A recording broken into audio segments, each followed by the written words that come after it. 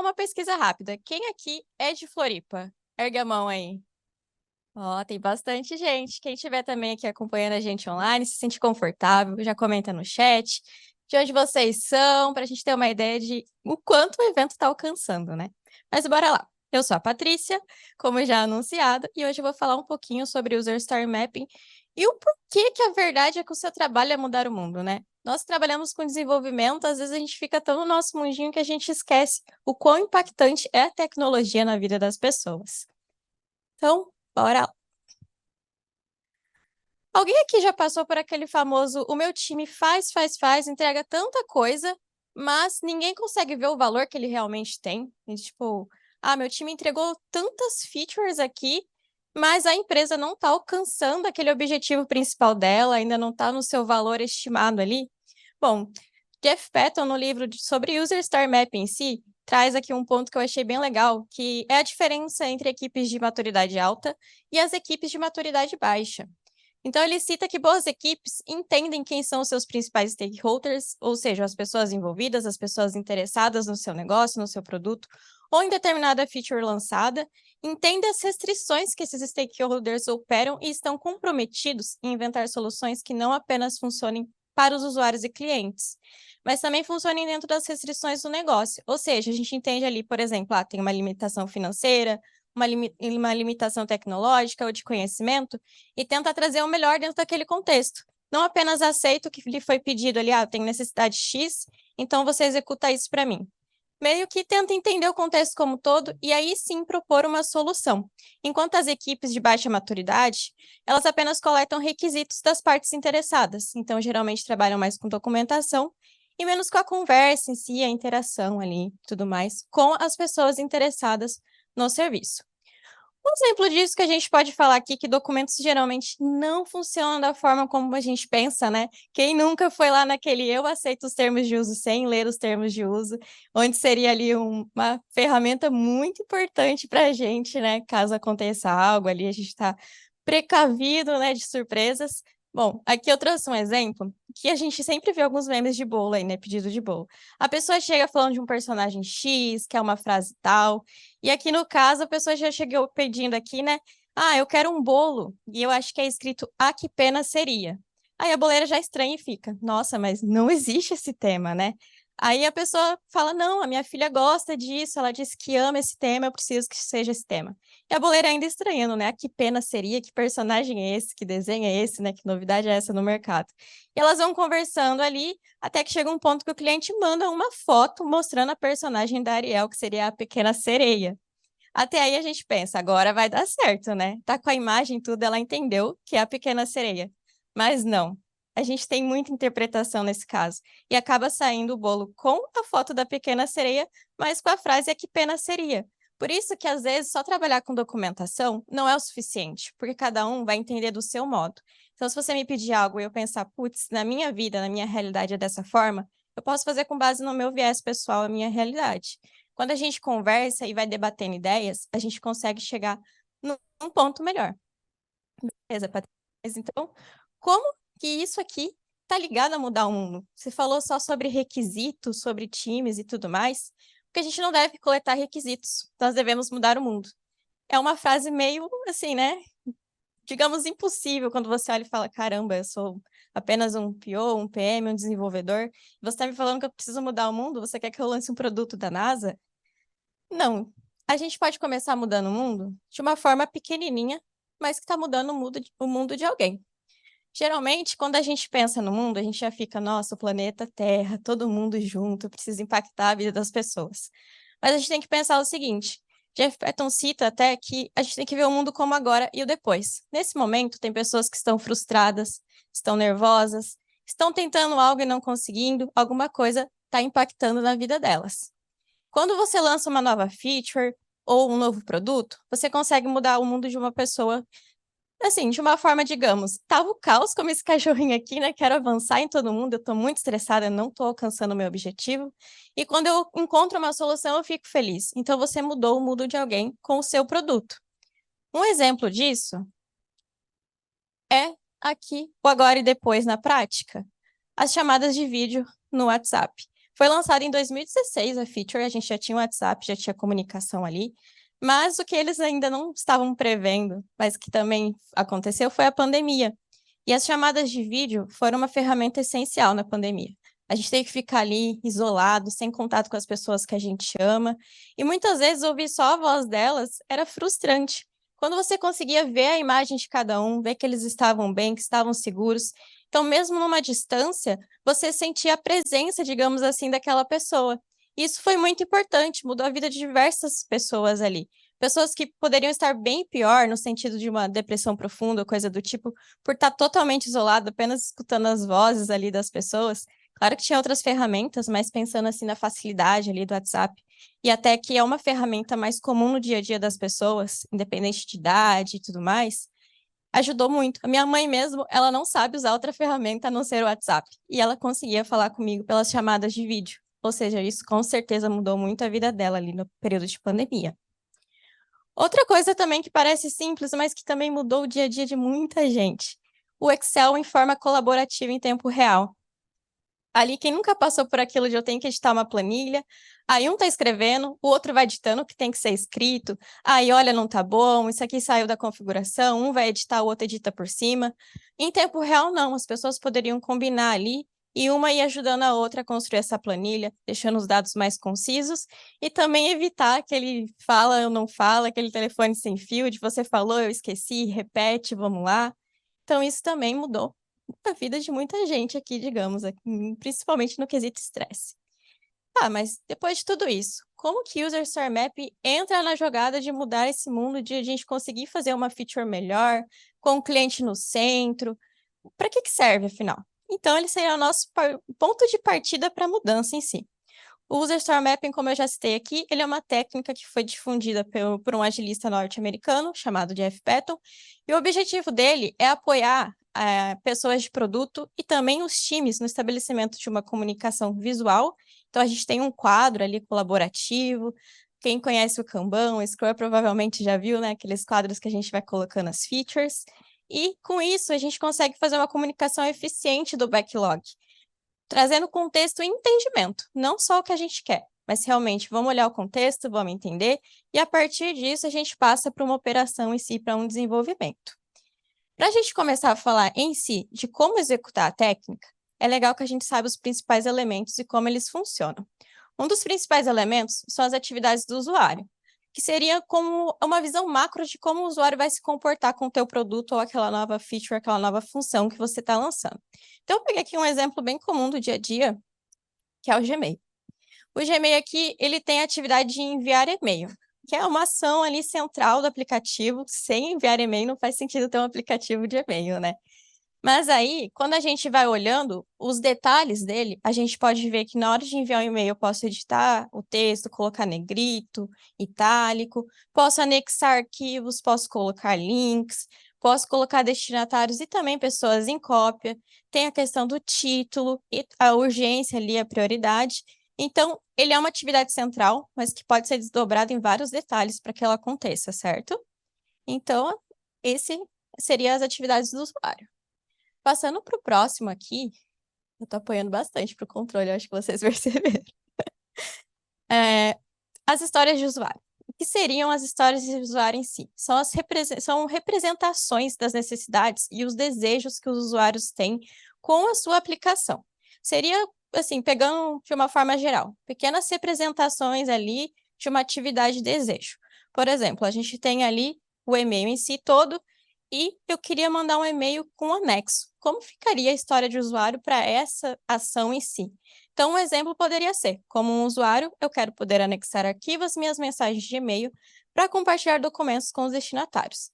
Dessa forma, eu trouxe aqui assim, uma visão macro da coisa, mas que as outras pessoas que vão ler vão saber qual é o meu desejo. E a partir disso, a gente começa a trabalhar no detalhamento disso. Outro ponto importante que a gente precisa entender quando a gente fala de User Story Mapping são os épicos, que eles são os conjuntos das histórias que a gente vai escrever. Então, assim, a gente tem ali várias histórias de usuários, vários desejos, e elas podem estar relacionadas, trazendo um objetivo maior. Como, por exemplo, cada funcionalidade do enviar e-mail pode ser uma história, e o épico maior é o enviar e-mail em si. Aí aqui eu coloquei um exemplo seguindo também a questão do e-mail, que é um gerenciamento de contas de e-mail. Eu quero gerenciar as minhas contas. Então, como um usuário, eu quero poder adicionar novas contas de e-mail para acessar todas as minhas caixas de entrada em um único aplicativo. Posso colocar também que eu quero remover as contas de usuário que eu não utilizo mais. Por exemplo, eu coloquei 3 contas lá. Uma era da empresa, saí da empresa, o e-mail foi excluído, eu quero poder remover isso, senão vai ficar aquela mensagem chata, né, de loga novamente, loga novamente. Aí também quero poder sincronizar as notificações para cada tipo de e-mail. Se eu tenho 3 e-mails, eu quero receber dos 3, eu sincronizo. E também a questão, né, de ver contatos associados ou algo do tipo. Tudo isso é muito importante para a gente conseguir agora entrar em si nas fases do Store Mapping. Tá, eu sei os elementos, como que eu faço agora, então, para executar isso? A primeira fase aqui seria mapear a Big Picture. O que seria a Big Picture? Uma visão geral do que você quer alcançar. Tipo, olha, eu quero um aplicativo que facilite a vida financeira das pessoas. Então, a minha visão geral começa daí, o meu objetivo principal. Então, é para você ter, assim, o seu ponto de partida mesmo para chegar onde você quer. É muito importante para a gente definir esse objetivo que a gente consiga ali, né, ter algum auxílio. Como que eu vou fazer? Eu só coloco isso e acabou? Eu quero financiar, quer dizer, eu quero ter uma aplicação financeira que facilite a vida das pessoas. Mas quem são essas pessoas? Eu preciso saber quem são. Por exemplo, eu quero ajudar pessoas de classe B e C. Então, eu já tenho ali um nicho mais específico, eu consigo detalhar melhor. Então, é legal que a gente trabalhe com o conceito de personas, que já já eu dou uma explicadinha também, não se preocupe. E o porquê. Então, o porquê geralmente seriam os itens já selecionando. Eu quero isso porque eu quero melhorar a situação financeira do país, eu quero isso porque eu sinto que é uma necessidade minha também e eu gostaria de impactar a vida das pessoas. Define ali o teu objetivo, né, central e o porquê. Qual o benefício que eu vou ter fazendo isso? Porque também não adianta eu lançar um produto e não ter retorno nenhum, né? Tipo, qual o benefício? Por que que eu tô fazendo isso? A minha empresa vai ganhar o quê? Não, só quero lançar por lançar. Não é bem assim que funciona. A gente tem que sustentar o produto no mercado e também para que ele cresça, a gente precisa ter um retorno financeiro. Então, passando aqui para a questão de personas.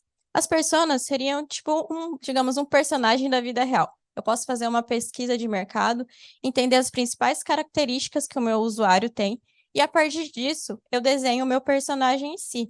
Então, pode ter características, necessidades, objetivos específicos. A gente estuda o comportamento da pessoa para a qual a gente está fazendo aquela solução. Aqui eu coloquei um exemplo, utilizando eu mesma. Então, aqui coloquei a idade, o cargo, onde eu moro, e o que que eu desejo na minha vida ali, o que eu estou buscando, qual é a minha principal dor aqui no caso. Bom, aí a gente passa para a segunda fase. Eu tenho a minha persona, eu tenho o porquê e eu tenho qual o benefício que eu vou ter com esse produto. Legal, mas como que eu vou começar a executar? De onde eu parto agora? É só uma ideia geral. A gente vai para o backbone, que seria identificar as atividades do usuário. Lembra do conceito lá que a gente acabou de falar? Então, a gente vai fazer um mapinha, uma linha horizontal, com tudo que a gente acha que o usuário vai poder fazer dentro da nossa aplicação. O que seria importante para a nossa aplicação funcionar. Tem que ser numa linha horizontal, porque vocês vão ver que mais para frente a gente vai começar a detalhar e a descendo para um nível mais assim específico das atividades.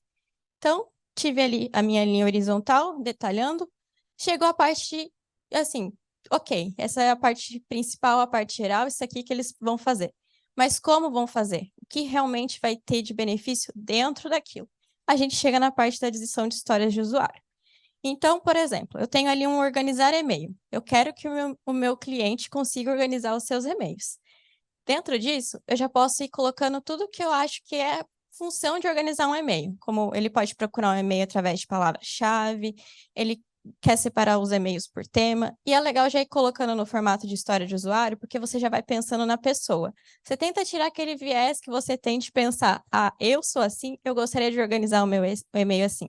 Não, você vai pensar, a Patrícia, de 27 anos, que é PM, que mora em Bauru e tudo mais, como que é o dia a dia dela, como que ela gostaria de organizar os e-mails. Por isso é importante o uso de histórias de usuário. E aqui também que as pessoas começam a detalhar melhor aqui, de sentido, tá, o meu usuário é X, mas não seria legal, por exemplo, então, eu colocar tal função? A pessoa é PM, então vamos colocar, por exemplo, tags, para ela saber o que é do trabalho dela, o que que é urgente, que é do produto e tudo mais, e o que é de outras comunicações, para que ela não perca nada ali do trabalho em si, por exemplo. Então, a gente passa para os refinamentos e a gente começa a desenhar as nossas iterações do produto. E o que seria esse refinamento? A nossa história de usuário, ela está ali no desejo. No refinamento, a gente vai ver a possibilidade disso acontecer. Então, como que a gente pode aprimorar o detalhamento, aprimorar as funcionalidades e também a gente começa a ver qual que é o mínimo viável para lançar esse produto.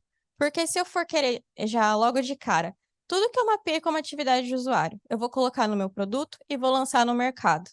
Vocês concordam que vai ser um gasto bem alto, ali um investimento, que futuramente pode não trazer o retorno que eu estava esperando, não atingir o meu objetivo, ou o meu benefício em si não chegar, e aí eu gastei toda a parte de desenvolvimento, dinheiro e tudo sem retorno. Então você precisa pensar também no seu mínimo viável, que seria quais as funções ali básicas, suficientes, para que o cliente teste a minha aplicação e me dê um retorno, me dê um feedback ele possa falar, olha, eu consegui organizar meus e-mails através de pastas, por exemplo, mas só pastas não é suficiente. Eu preciso de subpastas, eu preciso colocar cor, eu preciso disso, preciso daquilo.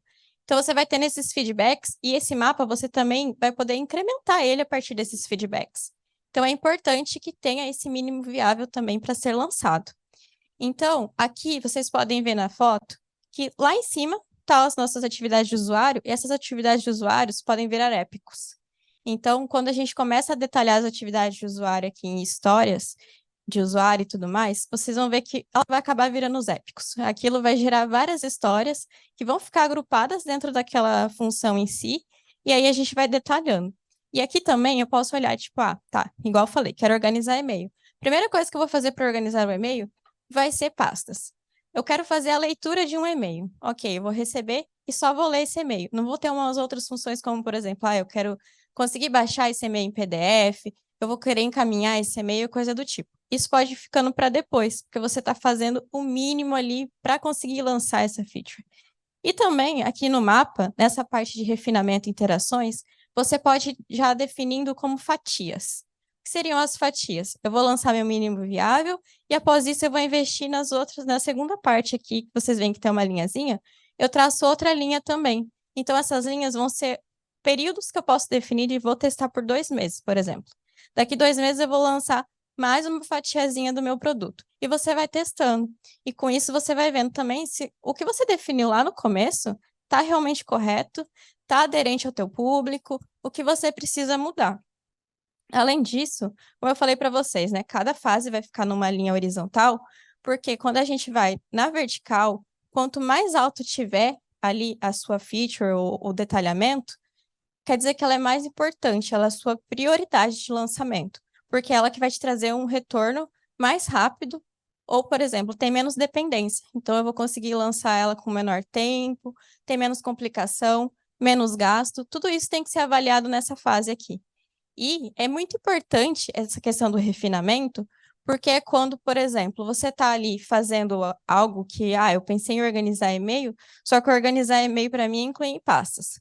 Para o desenvolvedor pode ser outra coisa. Então, vocês trazem as ideias e vocês discutem ali o que é organizar e-mail para cada um, o que seria ali a forma de colocar as pastas para cada um, para que fique entendido, porque, além de tudo, uma coisa que eu vejo muito, que provavelmente vocês também já passaram, o PO vai, traz as histórias, não refina muito com o time de desenvolvimento, não ouve muito, e aí não atinge a expectativa. Mesmo que você tenha um critério de aceite bem definido, acaba que faltou algo ali e não atinge a expectativa. É porque é muito importante que essas conversas sejam feitas. É para isso, principalmente, que serve o User Story Mapping. Você tem toda a visualização do que você quer e o time fica ali em torno dele, discutindo e fazendo entendimento. Para quando alguém que for desenvolver isso, olhe para a história de usuário ali detalhada, com critério de aceite, as escritas, o porquê daquilo, seja como uma foto de uma viagem, por exemplo. Quem viajou aqui e geralmente tem uma foto X aí e mostra para a pessoa olha e fica, você estava bonita no dia, o local é legal. Mas você olha e você lembra, nossa, eu passei um perrengue danado nessa viagem. Às vezes o meu voo atrasou, aconteceu algo, perdi minha mala, coisa do tipo. E a pessoa que está de fora, que não participou, ela não sabe disso. Mas você que estava lá, que vivenciou, que conversou sobre e tudo mais, você sabe. E as histórias precisam ser assim. Quando o dev olha, ou alguma outra pessoa olha ali no board, ela olhar e ficar, caramba, eu entendi exatamente o que tem que fazer aqui. É tipo uma foto mesmo. Eu olhei e eu sei que aconteceu X, X, X para chegar aqui, e eu sei que eu preciso chegar em tal caminho. Isso é muito importante. Bom, então, trazendo aqui, se a gente fosse exemplificar isso em uma imagem. Vamos fingir aqui que a gente vai fazer a Mona Lisa. O primeiro de tudo, eu descrevo como eu gostaria de fazer a Mona Lisa. Ah, então ela vai ser mulher, vai ter cabelos longos, vai estar numa pose X e tudo mais.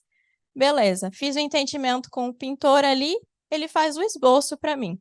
Esse esboço é muito importante porque é aí que eu vou ver. É, realmente, está indo para o caminho que eu quero. Ou não, ajusta aqui. Não quero esse cabelo muito longo, não quero essa imagem de fundo, ou coisa do tipo. Foi aceito o nosso esboço, então a gente passa para a parte aqui das cores. Vou ajustar as cores. Vai ter cor X, cor Y, cor Z. Ficou legal? Beleza. Aí a gente chega na parte final, que é onde eu vou colocar realmente a minha tinta mais cara, vou começar a investir nos detalhes e vou pôr uma moldura, coisa do tipo, porque lá no começo eu tive a aprovação de todas as fases anteriores. Então eu só coloquei a minha questão ali, o meu valor maior, no final realmente, porque eu já tinha uma garantia de retorno, e esse retorno vai ser positivo. Além disso, a gente pode ver aqui também, né, questão da persona ali em cima, a gente saber para quem que é esse público, quem que vai gostar da Mona Lisa, para quem está sendo direcionado a Mona Lisa. Será que seria legal colocar realmente uma mulher e não um bicho, a natureza, coisa do tipo? Então, eu já sei que uma mulher em si seria mais aderente àquilo. E aqui a gente tem também o Jeff Patton fazendo o User Star Mapping na prática, aqui no início. Aqui é uma foto que eu peguei do livro, que é quando ele cita que ele começou a ajudar um amigo num site sobre música ali, compositores e tudo mais. Então ele começou primeiro, onde você quer chegar? Então a gente já vê ali os objetivos do produto em si no cantinho. Aí já ficou, tá, e quem vai ser o usuário? Vai ser compositor? Vão ser pessoas que gostam de música? Vão ser músicos em si? Vai ser uma rede de contato onde o músico vai conseguir encontrar um compositor? Como que vai ser isso? Então, já traz os usuários também, as ideias iniciais ali, os princípios do produto, que às vezes não, assim, não viram épicos, mas continuam ali para a gente ir refinando futuramente. E aí ele começa exatamente a mapear mesmo as histórias, trazendo os épicos, que seria ali que ele coloca, né, como a Big History, que a gente faz aquela linha horizontal de o que eu quero que venha primeiro, o que eu venha, que venha depois, tudo mais detalhando, até que ele vai descendo e vai ficando mais detalhado em si. E até coloca aqui, né, os detalhes ajudam a gente a imaginar como que o produto realmente deve ser feito, que aí é onde entra as histórias de usuários, os refinamentos. Bom, como vocês devem ter percebido aqui durante as minhas falas, o User Story Mapping ele não é um recurso estático. Ele tem que ser revisitado, realimentado e rediscutido durante todo o ciclo de vida do produto. Porque a gente está validando, está interagindo, está fazendo ali os lançamentos de versões, e tudo isso tem feedbacks. Então, a gente precisa utilizar esses feedbacks para fazer a melhoria no nosso produto. É importante, porque não adianta eu lançar um produto no mercado que não resolve a vida de ninguém. Aí a gente já esqueceu aquele primeiro princípio, né?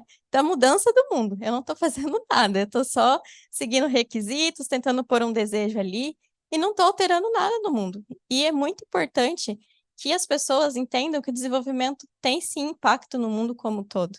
Um exemplo pessoal mesmo meu, que realmente mudou o meu dia, eu estava na empresa, aí eu tinha um banco digital que eu fazia recebimento do meu salário. Falaram, olha, não vai rolar mais, você vai ter que fazer conta num banco, digamos assim, clássico. E eu já pensei na hora, putz, eu vou pegar o horário do meu almoço inteiro, vou ir para o banco, ficar numa fila só para abrir uma conta. Por que que eles estão mudando isso? E começou a gerar um estresse, um desconforto e tudo mais. Fiquei remoendo aquilo. Falei, não, amanhã eu faço. Chegou a noite, eu já pensei assim, putz, mas será que realmente eu tenho que ir lá? Não tem como abrir essa conta digital, mesmo sendo em um banco tradicional? Aí eu entrei no site e vi que tinha. Na hora, o meu humor mudou. Eu fiquei, nossa, eu não vou precisar sair de casa, é só mandar os meus documentos, esperar minha aprovação no conforto do meu lar e não vai ter estresse nenhum. Então, só o fato do banco ter o aplicativo ali para eu abrir a conta e tudo mais mudou muito meu humor naquele dia. E é isso que a gente precisa pensar. Se a gente está lançando uma feature ou coisa do tipo, vai mudar muito a vida de uma pessoa e às vezes vai conseguir ajudar ela a alcançar um objetivo. Por exemplo, outra coisa que já aconteceu comigo, que eu fiquei pensando exatamente, realmente o desenvolvimento muda a vida das pessoas. Eu estava com um objetivo financeiro, eu precisava guardar dinheiro para X coisa. Só que eu não sou uma pessoa muito boa de finanças. E eu não conseguia guardar esse dinheiro, eu sempre ficava, putz, o que que eu vou fazer? Até que veio o lançamento das famosas caixinhas aí nos bancos digitais. Separei meu dinheiro por objetivos e comecei a colocar. Tantos por cento vai para isso, por cento vai para aquilo, taranã. E eu não ficava mais olhando o dinheiro na minha conta, então não vinha aquelas, não, ainda dá para gastar mais um pouquinho. Ficava realmente separado. E eu consegui conquistar o meu objetivo. Então isso realmente mudou a minha vida, porque eu comecei a ser uma pessoa mais organizada e até criei o interesse por aprender mais sobre finanças. E é isso que a gente tem que pensar quando a gente está desenvolvendo algo. Por que que eu estou fazendo? E pode se perguntar, independente de ser um PO, um PM, um dev também, deve ali perguntar, tá, mas eu estou recebendo essa demanda por quê? O que que vai agregar nesse produto? Eu realmente estou desenvolvendo ela ali com as melhores opções? Ou será que eu estou só cumprindo aqui o meu trabalho e pronto, acabou? Não, cara, pensa nisso, muda o mundo de alguém. Então, galera, é isso. Muito obrigada pela presença de todo mundo. Muito obrigado pela atenção. E estamos abertos a perguntas aqui. Podem mandar ver aí que a gente responde, se precisarem também. Vamos nos conectar. Eu estou tentando abrir um espacinho de agenda para trocar ideia, mentoria e tudo mais. Fiquem à vontade.